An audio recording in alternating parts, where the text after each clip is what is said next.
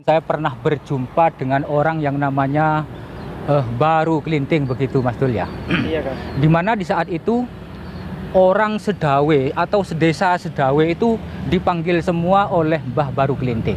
Nah, disinilah sumurnya itu Mas Dul. Di sini ada sebuah sumur yang dimaksud saya tadi. Mbah Baru Kelinting memberikan tugas kepada orang itu tadi. Tidak usah jauh-jauh Mas Dul ya. Kalau kita sendiri sombong, jangankan orang lain, teman kita sendiri sudah nggak suka. Apalagi alam Mas Dul. Alam pun kalau bagi orang yang sombong, alam tidak mendukung Mas Dul. Assalamualaikum. Waalaikumsalam. Ya, dengan Mas siapa ini? Sama Mas Andi. Nah, ini yang Mas bertugas di sini ya? Ya, pegawai wisata. Sebagai apa Mas? Sebagai pegawai wisata Danau Ranu. Oh iya. Untuk menjaga tiket. Oh, untuk menjaga tiket. Loket. Oh, ini ya? Ya, loket wisata Danau Ranu. Loket wisata. Loket untuk masuk berapa Mas? Untuk per orangnya 2.500, untuk parkir motornya 2.000 per motor. Untuk parkir mobilnya 5.000. Parkir mobil 5.000, Ya. sepeda motor Untuk motornya 2.000, untuk per orangnya 2.500. Terus wisata di sini tuh yang disajikan apa saja Mas? Di sini paling cocok itu untuk wisata mancing sebenarnya Mas. Mancing. Kalau untuk pertemuan reuni keluarga itu juga cocok. Selain mancing, reuni, terus Sama makan-makan santai-santai gitu juga cocok di sini. naik perahu itu Mas? Ya, naik perahu juga ada fasilitas perahunya. Itu berapa biayanya? Itu untuk per perahunya 100.000. Per orang atau bagaimana? Ya, itu untuk Berjalan? sewa per perahu Mas. Per perahu. Berarti misalkan orang itu muat berapa orang? Muat untuk 7 orang. Muat 7 orang. Ya. Bayarnya 100. 100.000 keliling. Berarti itu sekitar berapa ya? Kalau perorangan? Sekitar 15.000 lah ya. Ya, segitu. Lumayan murah ya.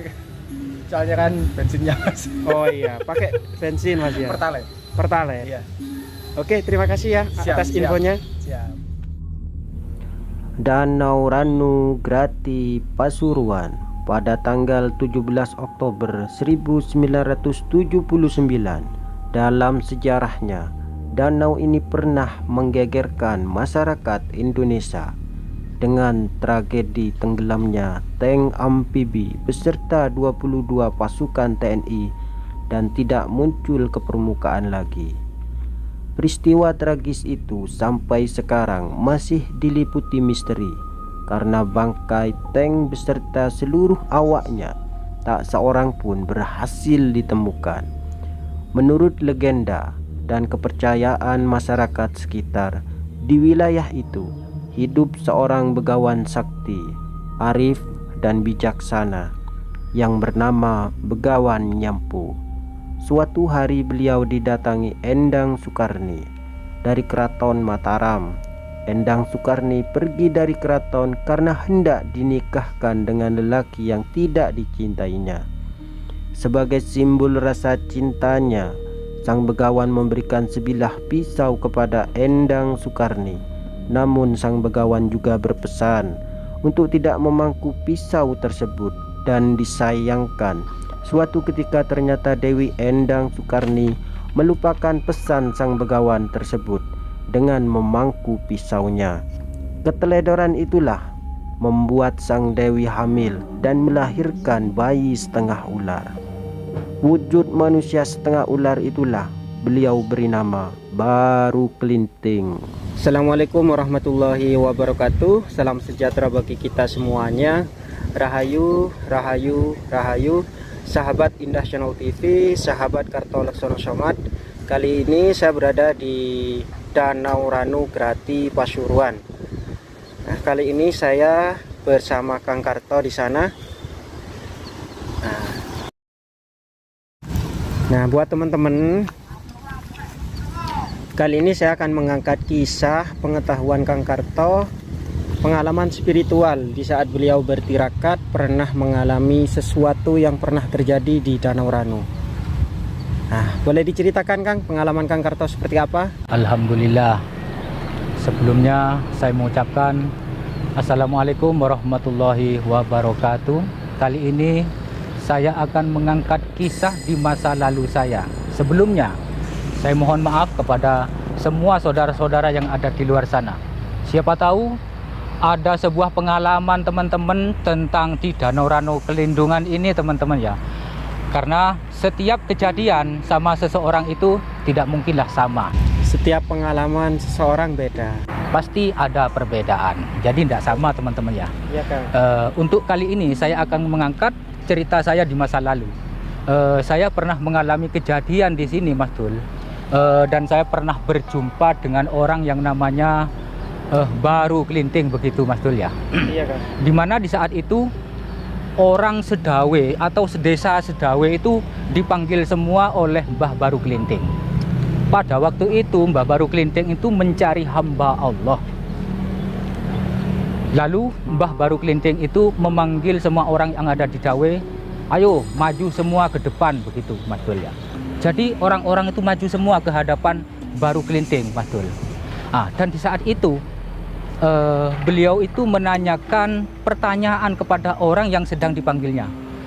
Siapa di sini yang menjadi hamba Allah begitu Mas Dul. Dan ada seseorang yang menunjuk tangan yang orang yang paling belakang Mas Dul ya.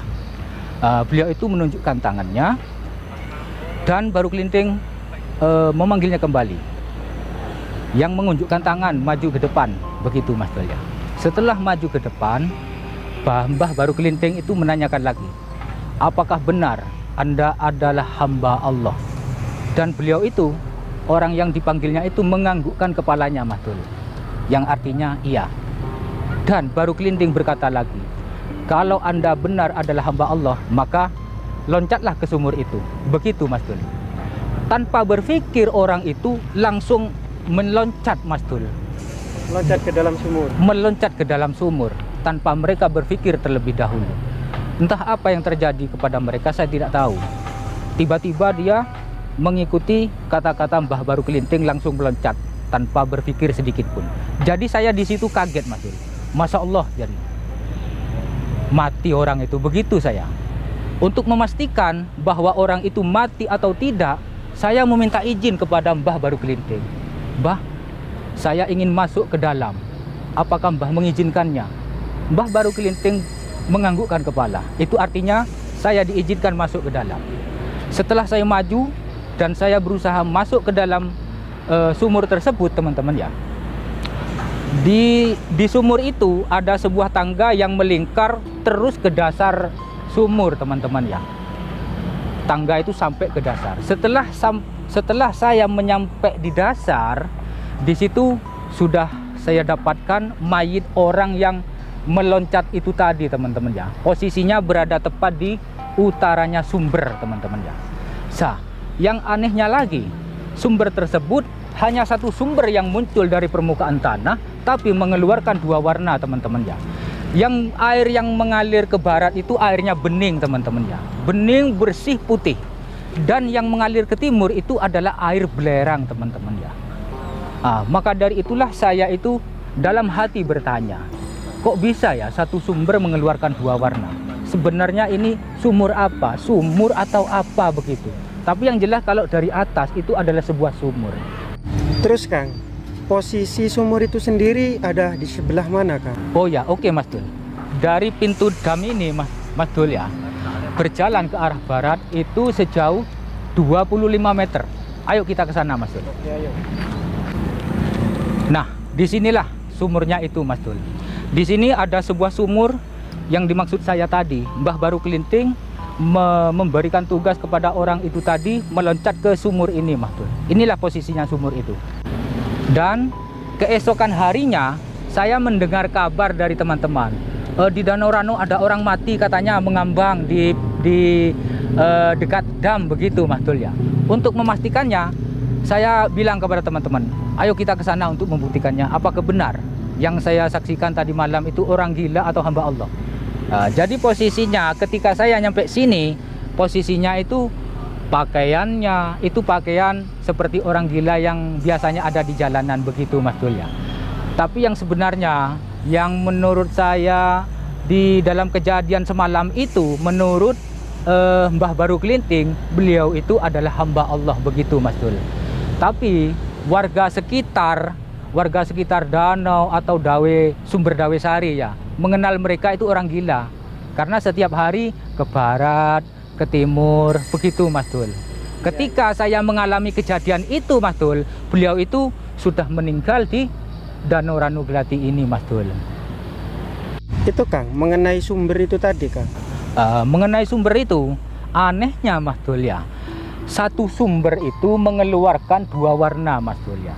Air yang putih yang bersih mengalir ke barat, dan air belerangnya mengalir ke arah timur Mas Dul. Begitu Mas Dul. Jadi yang mengandung belerang itu mengalir ke Arah timur. Air yang tawar mengalir ke barat. Itulah anehnya Mas Dul. Kenapa kok bisa terpisah begitu? Saya kalau berpikir secara logika, saya tidak mampu. Ini semua adalah kehendak Tuhan yang Maha Kuasa Mas Dul. Kenapa diatur demikian, saya pun tidak tahu dan tidak bisa menjawab soal itu. Tapi yang saya saksikan, satu sumber mengeluarkan dua warna. Air yang tawar itu mengalir ke arah barat, yang belerang mengalir ke arah timur. Itu terpisah, berjalan masing-masing, begitu Mas Dul. Oke. Terus selain itu Kang, yang Kakang ketahui tentang sumber itu sendiri, apalagi Kang? Ada kejadian langkah setiap tahunnya di sini, seperti angin sapon begitu Mas Dul ya. Dimana angin sapon itu saking cepatnya arus angin itu sehingga mampu membalikkan air yang ada di dasar Danau Ranu ini sehingga terbalik, terangkat keluar. Kan di bawah itu ada belerang, maka terangkatlah air belerang itu ke permukaan Danau Ranu ini Mas Dul, sehingga ikan-ikan yang ada di permukaannya itu mabuk semua Mas Dul. Nah, ketika itulah orang di sekitar sini berbondong-bondong membawa jaring Mas Dul untuk menangkap ikan yang sedang mabuk itu. Ada ikan nila, ada ikan kerapu, ada ikan juga ikan lohan, begitu Mas Dul. Dan yang lainnya juga ada, seperti ikan betik di sini juga ada. Ikan yang seperti lele itu, ikan patin di sini ada Mas Dul, begitu Mas Dul. Oh iya Kang, sepengetahuan Kakang, baru kelinting yang datang di saat itu berwujud apa Kang? Ketika itu yang datang kepada saya, beliau itu berwujud manusia seutuhnya Mas Dul. Dan beliau itu dalam keadaan badannya itu kekar Mas Dul. Kulitnya putih, rambutnya terurai. Dan beliau tidak berbaju, hanya berpakaian separuh badan begini Mas Dul. Seperti pakaian di waktu zaman kerajaan di masa lalu. Seperti itulah. Seperti apa itu? Mungkin kawan-kawan di luar sana sudah tahu. Tanpa baju. Tapi badannya memang kekar, kulitnya putih, rambutnya terurai panjang seginilah. Rambutnya itu bersih berkilau, seolah-olah beliau itu sudah seperti zaman sekarang, seperti sudah keramas begitu Mas Dul. Iya. Kalau saya melihat dari sisi tersebut, kalau diunggah ke nyata ya, kok rambutnya beliau itu kok bersih begitu, seolah-olah sudah berkeramas, sudah sampoan, seperti itu keadaannya. Tapi di saat itu kan, di zaman itu kan nggak ada sampo atau apa begitu Mas. Beliau itu rambutnya sudah terulai lemas, halus, lembut dan berkilau begitu Mas. Iya Kang. Jadi kalau mitos yang beredar atau legenda rakyat itu kan, penghuni dari Danau Ranu itu bernama Baru Kelinting yang berwujud ular naga Kang. Ular naga, betul. Dan kalau beliau berwujud ular naga Mas Dul, beliau itu wujudnya berkaki 4 dan warnanya merah Mas Dul. Itulah yang saya saksikan saat itu. Oke Kang. Jadi beliau itu bisa berwujud ular naga, bisa berwujud seperti manusia. Oke. Tapi kalau beliau sudah berwujud manusia biasa, biasanya seperti yang tadi Mas Dul, pasti mencari hamba Allah. Begitu Mas Dul. Ini Kang, saya mau bertanya tentang kejadian yang pernah menggegerkan masyarakat Indonesia nih Kang. Yang pernah terjadi di Danau Ranu ini tentang tenggelamnya tank amfibi. Itu menurut sudut pandang Kang Karto itu seperti apa Kang? Apakah ada hubungannya dengan Baru Kelinting atau bagaimana Kang? Begini Mas Dul ya, ketika itu tentara mau latihan di Danau Ranu ini Mas Dul ya, di situ ada seorang juru kunci yang sudah memberikan peringatan kepada beliau, kepala kepimpinannya lah begitu ya. Beliau itu tidak menurut Mas Dul, karena menurut beliau itu Danau Rano ini hanya sebejar cowek begitu Mas Dul ya. Karena beliau merasa lautan sudah diseberangi begitu. Karena kesombongannya itulah Mas Dul. Jadi beliau ditenggelamkan oleh sing ngrekso Rano Kelindungan ini Mas Dul. Karena dengan kesombongan itulah bisa mencelakakan beliau. Tidak usah jauh-jauh Mas Dul ya. Kalau kita sendiri sombong, jangankan orang lain, teman kita sendiri sudah nggak suka. Apalagi alam Mas Dul. Alam pun kalau bagi orang yang sombong, alam tidak mendukung Mas Dul. Begitu Mas Dul. Betul Kang.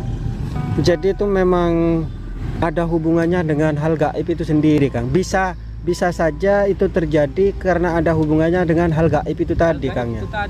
Buktinya sampai saat ini bangkai tank amfibi beserta prajurit yang gugur di saat itu tidak ditemukan sampai saat ini. Ada artikel yang menjelaskan setelah melakukan pencarian secara terus-menerus selama 40 hari, TNI Angkatan Darat memutuskan pencarian korban secara resmi dihentikan. Beberapa bulan kemudian seorang nelayan menemukan sosok mayat yang tidak utuh. Hanya kaki dengan celana dan ikat pinggang yang masih melekat. Kesatuan amfibi mengenal ciri-ciri mayat dari peralatannya, sehingga mayat yang telah ditemukan berjumlah 7 orang. Dengan segala cara di waktu itu Mas Dul, dengan semua alat-alat untuk mencari tank Habibie itu Mas Dul, tidak pernah berhasil begitu Mas Dul ya. Dengan alat apapun sampai saat ini Mas. Ya mungkin ini jadi pembelajaran untuk kita semua. Amin, betul sekali. Jadi sifat sombong itu sendiri sebenarnya membuat kita itu sengsara atau rusak Kang. Kesombongan itu akan membawa kita ke jalan yang celaka, begitu Mas Dul. Betul, terima kasih. Mungkin cukup Kang. Amin. Data-datanya prajurit di sana ada. Ayo kita ke sana Mas Dul. Oke. Baik sobatku, seperti inilah sebagian kecil misteri yang ada di Danau Rano. Semoga bermanfaat. Sampai jumpa di video selanjutnya. Wassalamualaikum warahmatullahi wabarakatuh. Rahayu.